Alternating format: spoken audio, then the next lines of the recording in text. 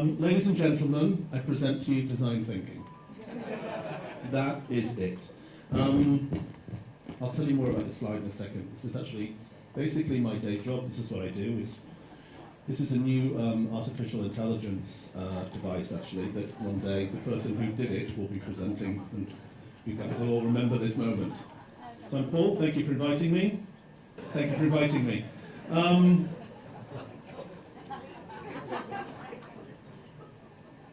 Okay, anybody that knows me knows I hate process, and I hate charts, and I hate bubbles, and I hate all of those sort of system diagram things. So I'm not going to do that. I'm going to talk to you about two very personal moments which have helped me sort of frame up what I think design thinking is. So for those of you in government, for years I sort of don't get what governments do. Policy, politics, all those words, great. For years I didn't get it. I want to tell you about a moment where I sort of did get it. And my colleague Alice, who made me do this, is in the audience, so she'll find this funny. Years ago, in 2008, I was asked to go and speak in Parliament in the UK, remember this?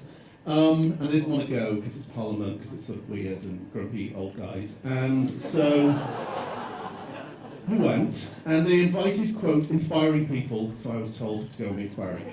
So I was on a table here, watched by all these politician types, and four super clever people. I was with a guy who won a Nobel Prize, an economist.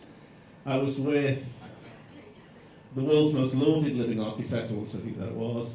I was with this fascinating dude who said he was fixing Estonia, which is an awesome thing to be able to say. And then there was me. And so this lady who was moderating said, "Oh, what do you do?" I said, "I'm a designer." And she went, "Oh, why are you here?" And I said, "Great question, I have no idea. Let me tell you what I do."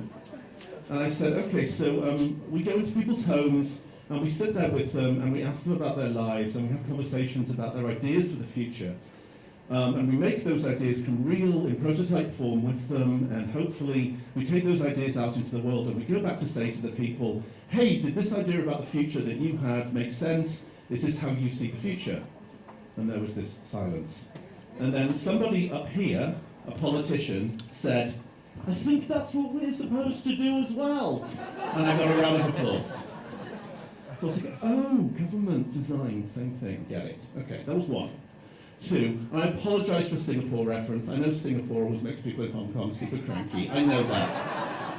But I grew up there, so sorry. So I grew up in Singapore. I thought I would share with this. I'll show you a picture, hang on, to see this. My mum and dad. Most importantly, this is me. Oh, wearing my mum's shoes, which is probably everything that you need to know right there in one fell swoop. You can extrapolate everything you need to know from that. This is our house, this little pink house. And for years, we would say to my dad, "Why did you bring us up here?" And he would say this, "Because we wanted you to grow up somewhere optimistic." So I'm from the northeast of England, which is not an optimistic place. So, optimism, right? So I got two learnings from this. Two learnings. One, government is just design, but it's just at a really, really big scale. Government and design are essentially the same thing. Helping people understand their ideas, helping people participate in the future, making stuff happen, doing it in service of the people. I think of us as being in the service industry. We are serving people's needs. Two, optimism and hope are the most powerful design tools that exist. I am a professional optimist. All my colleagues who are here with us, professional hope givers. So, for me, when you get to what's design thinking and all this methodological stuff, it's just this. It's big scale thinking with a whole bunch of design and optimism and hope sort of thrown in. So yes, you can do it in 7 C's and in some circle, 4 circles, doesn't really matter. Ultimately, if you don't embody this, don't do it.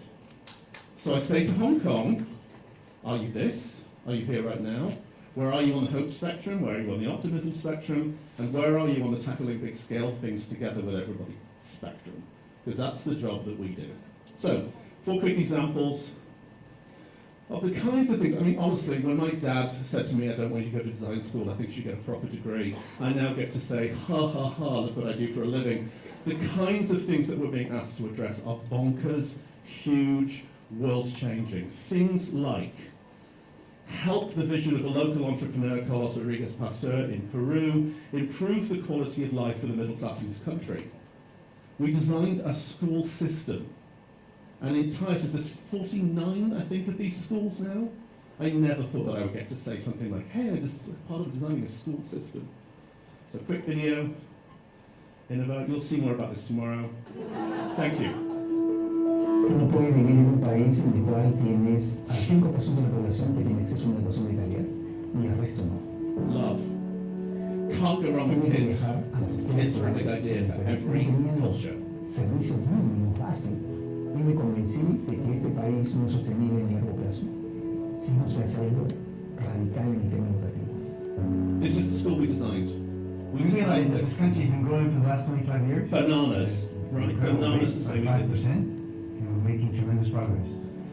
But So, then, bucket we one, also- businesses taking responsibility along with government to help the country change. Bucket one. Bucket two, no government whatsoever. What do you do? Spend a lot of time I personally spent a lot of time in Africa, helping countries in Africa which one could sort of consider leaderless, help the citizens build their own ecosystem of the future. This is a brand that we helped create, a social enterprise brand we helped create in Congo. I went out to see this, called Asili, that brings hope to the darkness of one of the most complex societies in the world. Imagine a future where millions of people take greater control of their lives today, giving them all the more reason to dream about tomorrow. Imagine a future where a business provides the foundation for health, clean water, and Healthcare, nutrition water, to the people who need it agriculture, most. all owned by the people, A created future by where the a people, smart with us as startup enables facilitators. more people to seize the opportunities around them. This future isn't a dream, it's becoming a reality, all through Asili, This is the brand. a disruptive community-owned enterprise. Women are able to provide for themselves and their families. They are empowered to bring solutions to their community that vastly improve the odds of their children seeing their 5th birthdays.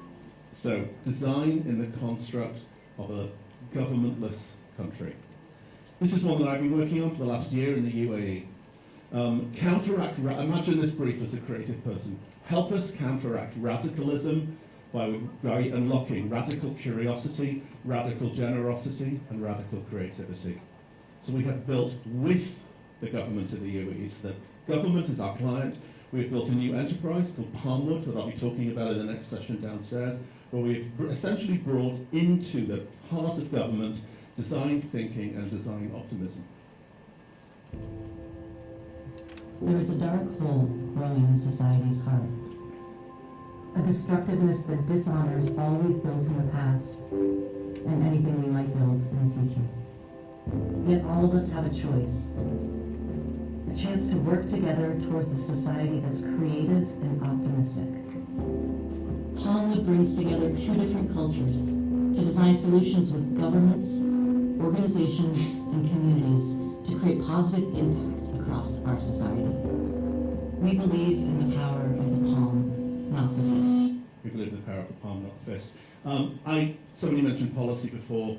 I never know what a policy was. Now I'm designing policies on a daily basis. Policy, by the way, for those of us that have never figured out, is just a creative brief for the country.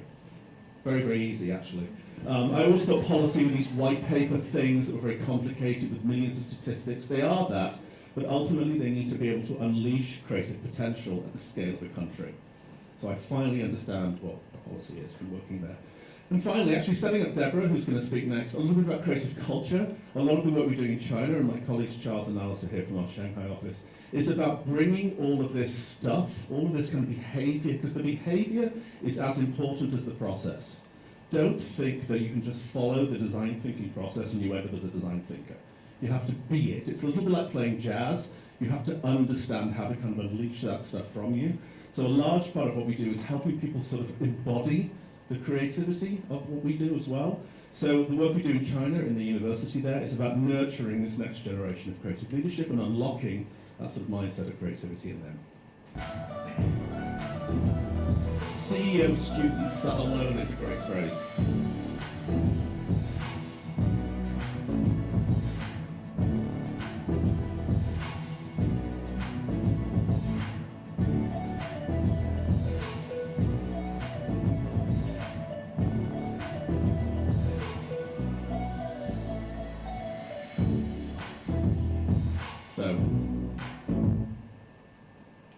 So I'm just going to leave you with a question, and I want us to have this conversation over the next couple of days together, which is this.